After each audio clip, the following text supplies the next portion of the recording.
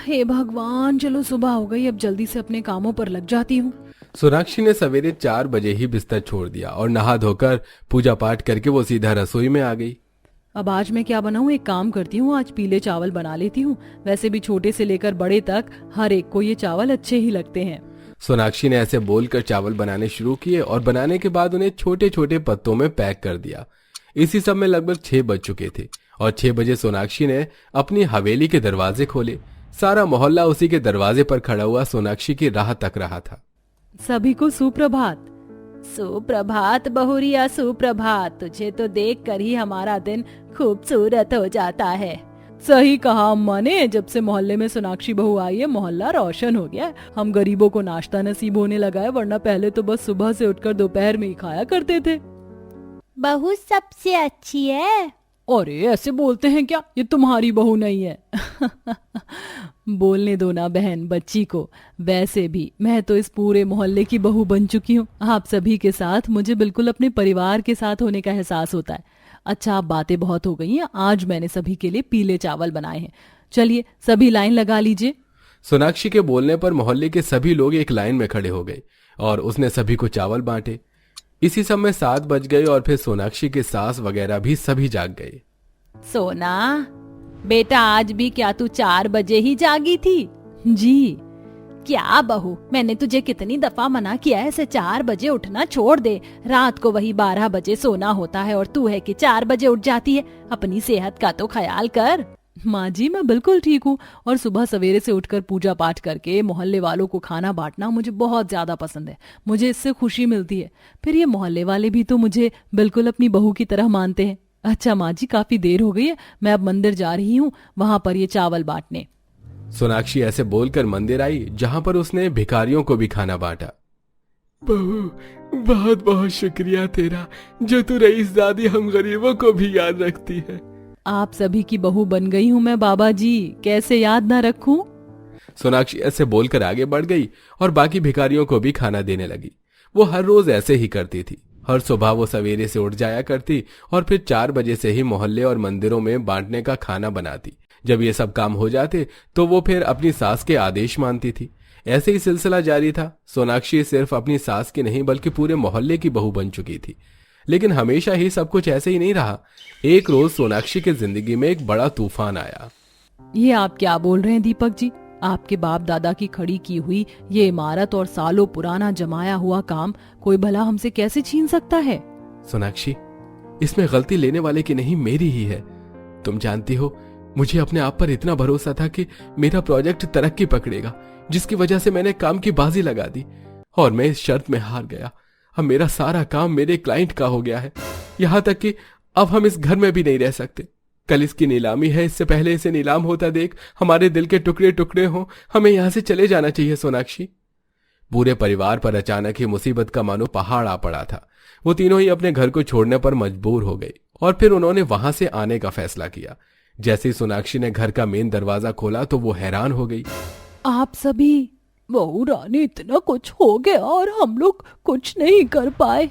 हमारी बहुरिया ने हमारे लिए कितना किया, लेकिन हम बदनसीबों को तो देखो, हम आपकी सियासत को वापस नहीं ला सकते हैं। ऐसा मत कहिए, आप सभी यहाँ आए बस यही काफी है। अब कहाँ जाओगी बहू? तुम्हारे बिना तो ये मोहल्ला सूना है। पता नहीं जहाँ ये रास्ता ले जाए, अब तो बस वहां ही चले जाना है। नहीं, तुम हमारे मोहल्ले की बहू हो सोनाक्षी, और हम अपनी बहू को कहीं नहीं जाने देंगे। हम माना कि हम लोग अमीर नहीं है, लेकिन जिस भी लायक है उससे पीछे नहीं हटेंगे। सोनाक्षी बहू और बड़ी मालकिन, आप सभी हमारे घरों में आ जाइए। 10-12 मकानों का मोहल्ला है, एक एक दिन सभी के साथ रह लीजिएगा। नहीं। क्या नहीं? तू हमारी बहू है, मना ना करना। वैसे भी अब तो किस्मत ने मौका दिया है तुम्हारे लिए कुछ करने का। सोनाक्षी के दरवाजे पर सारा मोहल्ला खड़ा हुआ था। ये उसके कर्मों की ही वजह थी जो आज उसे मदद दे रही थी। सोनाक्षी की आंखों में ये सब देखकर पानी आ गया और वो मोहल्ले के ही एक मकान में आ गई। सोनाक्षी बहू रानी, अगर किसी भी चीज की जरूरत लगे तो बेझिझक बताना। ये गरीब जितना बन पड़ेगा उतना करेगी। आपने अपने घर में पनाह दे दी, बस अब और क्या चाहिए? आपका एहसान है। बहू, तेरे अच्छे कर्मों का फल अब हमें मिल रहा है। मुझे तेरे ऊपर नाज है। सोनाक्षी से दीपक और शकुंतला काफी खुश थे। बस फिर क्या था, सोनाक्षी एक दिन तो उस औरत के घर रही और अगले दिन वो सभी दूसरे घर चले गई। ऐसे ही मोहल्ले में चलता रहा। उनका घर उनकी आंखों के सामने नीलाम हो चुका था। हर रोज सवेरे 4 बजे ही सोनाक्षी जाग जाती थी, लेकिन बेचारी बस बेसुध सी घर से बाहर आकर बैठ जाती थी, जो कि मोहल्ले वालों को अच्छा नहीं लगता था। इसीलिए एक दिन मोहल्ले के लोगों ने सोनाक्षी को कुछ पैसे लाकर दिए। ये क्या है? ये पैसे हैं बहू, रख ले। हम चाहते हैं कि तू इनसे अपना काम शुरू कर। वैसे भी तू हीरा है, हमें पता है कि तू अपने काम के दम पर सब कुछ वापस लाने का हुनर रखती है। और सही कहा अम्मा जी ने। सोनाक्षी बहू, तुम ना इनसे एक छोटा सा ढाबा शुरू कर लो। जिम्मेदार तुम पहले से हो, हाथों में स्वाद भी लाजवाब है। मुझे यकीन है तुम्हारा काम जरूर चलेगा। वो सब कुछ तो ठीक है, लेकिन ये पैसे तो बहुत ज्यादा हैं। आपके पास ये कहाँ से आए? जो भी हमारे पास कीमती था उससे हमने ये पैसे जुटाए हैं। रख लो सोनाक्षी बहू रानी, मना नहीं करना। अरे नहीं नहीं, आपने ऐसा क्यों किया? आपको ये सब करने की क्या जरूरत थी? कोई बात नहीं, ये हमने अपनी खुशी से किया है। हमारी बहू हीरा है, वो ऐसे बेकार में जाया होने के लिए नहीं है। सभी की बातों से सोनाक्षी की आंखें भर आईं। सभी ने उसके लिए कुर्बानियां दी थी, जिसकी वजह से सोनाक्षी के अंदर हिम्मत भर गई। बस फिर क्या था, उसी दिन उसने एक दुकान किराए पर ली और 2-4 सीटें डालकर एक छोटा सा ढाबा खोल लिया। ढाबे का नाम मोहल्ले वालों की बहू रखा गया। सब कुछ अच्छे से हो गया है बहू, अब तो बस कल की सुबह आने की देरी है, फिर हम इसमें काम शुरू करेंगे। शकुंतला की बात पर सोनाक्षी ने गर्दन हिला दी। ऐसे ही अगली सुबह भी आ गई और सोनाक्षी हमेशा की ही तरह 4 बजे जागकर अपने ढाबे को शुरू करने के काम में लग गई। उसने ढाबे के बाहर ईंटों से चूल्हा बनाया, जिसके ऊपर उसने खाना बनाया। अभी मैं सिर्फ अपने ढाबे में चाय, मट्ठी, दाल और चावल ही बेचूंगी। अरे लगता है ये चावल उबल गए हैं, अब जल्दी से दाल चढ़ा देती हूँ। सोनाक्षी ने सुबह सवेरे ही दाल चावल बना दिए और 6 बजे वो ढाबा शुरू करके बैठ गई। आसपास से ऑफिस वगैरह जाने वाले लोग उसके ढाबे पर रुके। ये ढाबा हमेशा से यही था या फिर आज ही खुला है? जी, मेरा आज पहला दिन है। अच्छा, वैसे आपने तो बड़े सवेरे से ढाबा खोला हुआ, इतनी सुबह तो कोई नहीं खोलता है। वैसे चीजें ठीक है, मुझे एक चाय दो और लंच में मेरे लिए दाल चावल पैक कर दो। अच्छा है, अब ऑफिस के लिए यहीं से नाश्ता और लंच ले लिया करूंगी। ऐसे ही काम पर जाने वाले कई लोग उसके ढाबे पर आए और वहां से दाल चावल लेकर गए। सोनाक्षी के हाथ में बहुत ही अच्छा स्वाद था, जिसकी वजह से जिसने भी उसके हाथ के दाल चावल खाए वो अगले दिन भी जरूर ही उसके ढाबे पर आए। भाई वाह, कल तुम्हारे हाथ के दाल चावल ऑफिस में मशहूर हो गए। आज तो मुझसे टिफिन मंगवाए गए हैं, जरा मुझे 10 टिफिन बना कर दो। जी, शुक्रिया भगवान।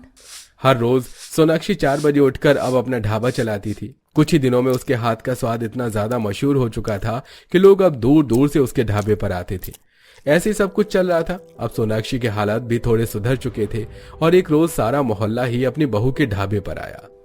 जी कहिए, आप सभी अपनी बहू के ढाबे पर आए हैं। बहू खूब तरक्की कर और ला हमें भी अपने हाथ का कुछ खिला दे। जी अभी लाई। सोनाक्षी ने खुशी से सभी को खाना खिलाया। अपने बुरे दिनों में भी सोनाक्षी ने हिम्मत नहीं हारी थी। उसने ऐसे ही मेहनत की, जिसका परिणाम ये आया कि सोनाक्षी ने अपनी मेहनत से अपना खोया हुआ सब कुछ पा लिया। अब मोहल्ले की बहू पहले की ही तरह 4 बजे उठकर खाना बांटती थी और सब कुछ पहले जैसा हो चुका था। तो दोस्तों, क्या आपके भी मोहल्ले या कॉलोनी में ऐसा कोई इंसान है जो हर किसी की मदद करता है या करती है? तो कमेंट करके अपना जवाब जरूर दें।